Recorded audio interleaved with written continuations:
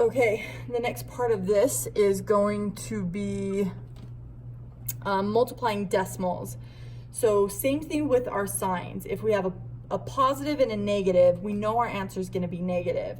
Now really you can just type these into the calculator at this point and you can get that your answer is 0.322. But I want to point out something. In this digit that we have two digits. Sorry, in this number we have 2 digits behind the decimal, and in this number we have 1 digit.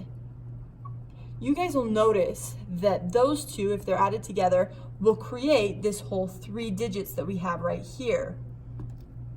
So if you type it in right, you know you're going to get the right answer. However, if you want to think about it a little bit, you can double check and be like, okay, yeah, I should get 3 digits.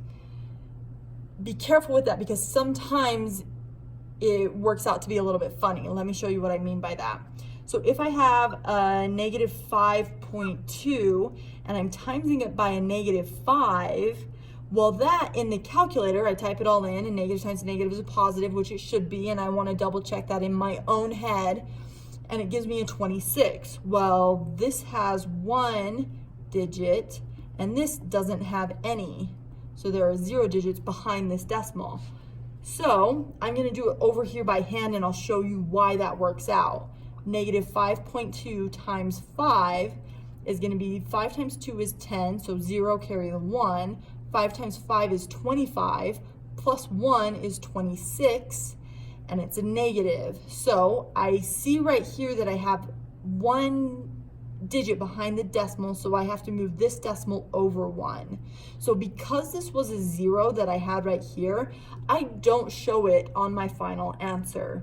So that would be the only reason why the number of digits that you're multiplying, like up here, don't work out to be the same number of digits behind the decimal over here.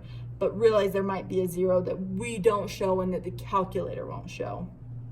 I'm going to give you a couple to do just to practice typing them incorrectly, to practice making sure your signs are right.